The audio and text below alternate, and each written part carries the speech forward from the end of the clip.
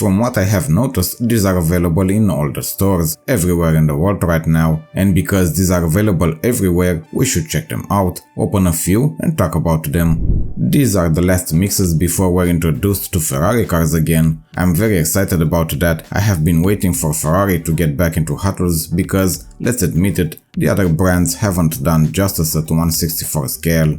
This Mustang funny car should be the super treasure hunt for mixed age. Obviously I have the regular, but it's looking very good in red and with those liveries on.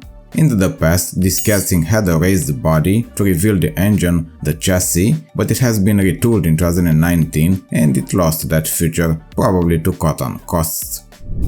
There are a few new models today, and first one is this McLaren W1, and I love the way it looks. I wanted it since it was leaked a while back.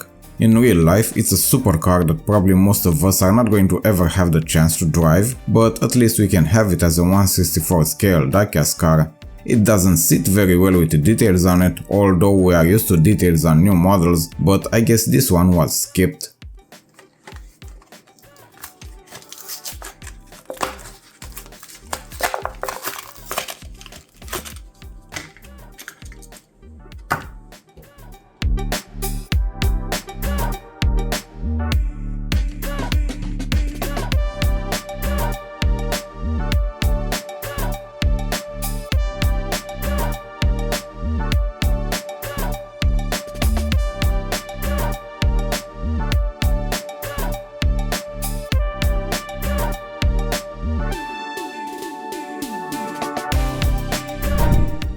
Debuted last year, this Porsche 911 Rallye is the off-road version of probably the most known German car manufacturer, and it actually is the super treasure hunt for GKs.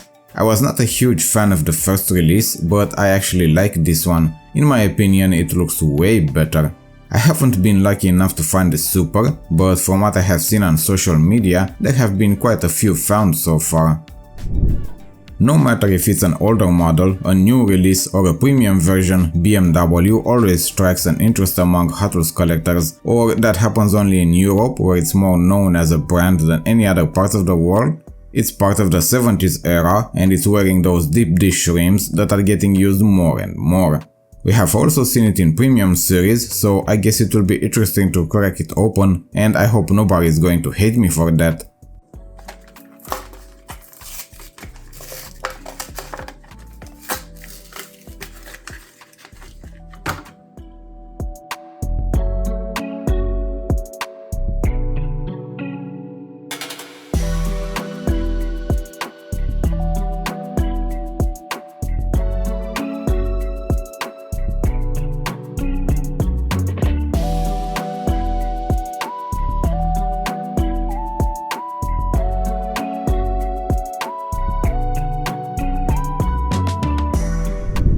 Another new model, this Chevy El Camino, is not new in Hot Wheels series because it has been released 2 years ago in the Fast and Furious premium segment, and we have seen it on this channel as well in that case unboxing, but it's a premiere in the main lines.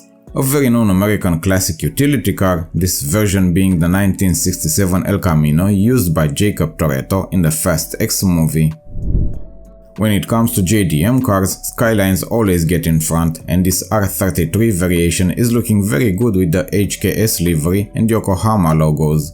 It has many interesting variations, especially in premium sets, with at least 2 of them being part of the Fast and Furious series, some being better than others.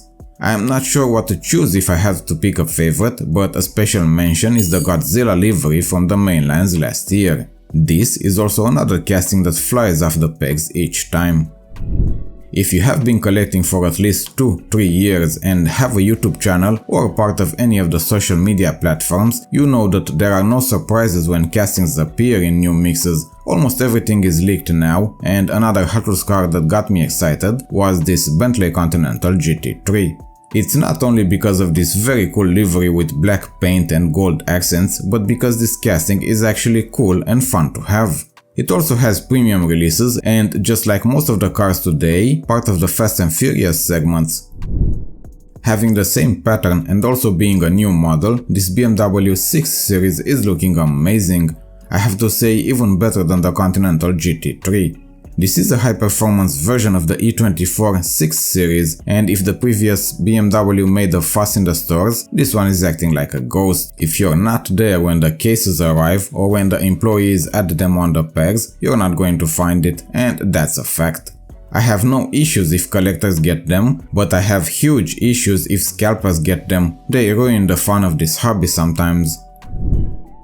Also a new model, but it's on its second color variation, this Cupra is a nice choice in the EV segment, although between us, I am not a fan of electric vehicles, but Cupra in general is making some nice cars lately. It has those faster than ever 2 look-alike rims that I dislike, and they keep being used. They are actually FTE rims, but without the nickel-plated axles that help them roll very well on track sets. I am okay with them being used on track cars or fantasy, but not on castings based on real-life cars.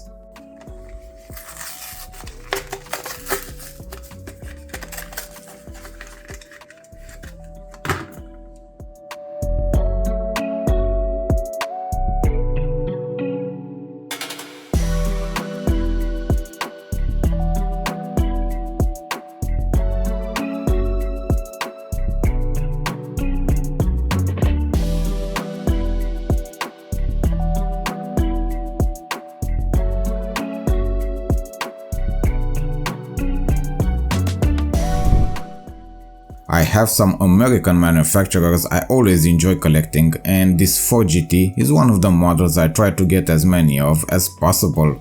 This Borla exhaust livery model is great, it has my favorite color on and it looks amazing with the gold rims. One of the oldest casting in today's video, and it has releases in premium and silver series.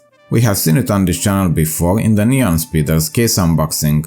My favorite would have to be the Speed Machines releases, the Car Culture version and the previous Speed Machines from 2010.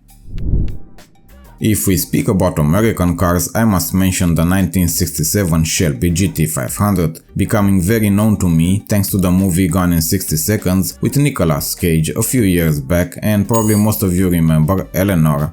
It has some cool variations in the mainlines, although not that many in the last 10 years, and also part of the garage premium segment in 2011. I know this NSX is from last year, but for some reason I haven't picked it then. It's a very cool JDM, I have the first release, and I probably always thought I had this one as well. I have an app on my phone to keep in check with everything I have in the collection, but even so, sometimes it's hard to be accurate. Although Audi is as known as BMW around here, when it comes to Hot Wheels cars, they don't fly from the pegs like the BMW castings do. I wanted this white variation of the Audi Avant RS2 since I first saw it, and it does look very good. It's the second color variation of the year, it has been a super treasure hunt in 2022 and even part of the Forza premium set in the replica entertainment segment.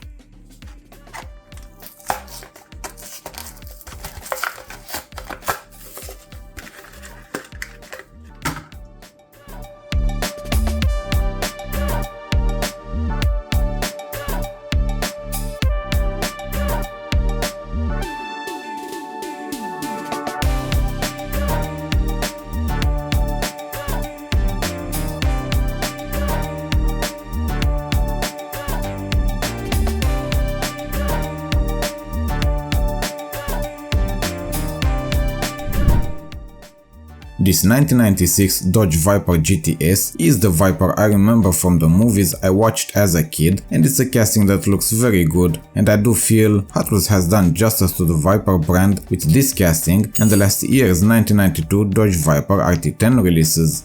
This is a new model and I am excited about future color variations or even a possible premium release.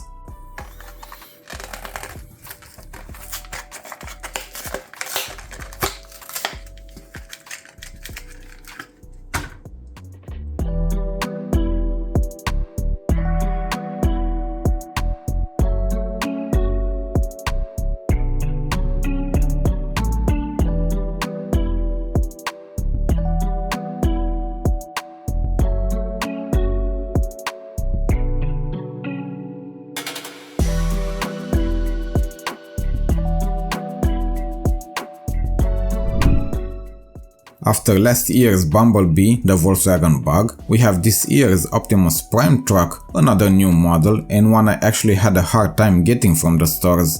This casting should be a Freightliner Class 8 truck, and if you are familiar with the Transformers universe, you understand the accuracy. It's looking great and I will definitely grab an extra so I can open it, and we're probably going to get the other cars from the movies represented by Autobots and Decepticons at some point in time. Datsun 240Z is a very known casting in the Hot Wheels history with so many good releases, mainlines, premium and even RLC, and I enjoyed the segment it's part of this time, being a very fun casting with the graphics on it.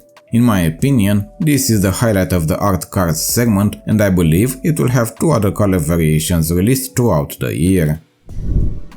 I don't just get the new cars, but I also do some research on some older castings I am missing from my collection, and Kool Kombi is a casting I enjoy more and more with each release. This is the Legends Tour from last year, and compared to this year's Porsche 935, it doesn't go for high prices on secondary markets.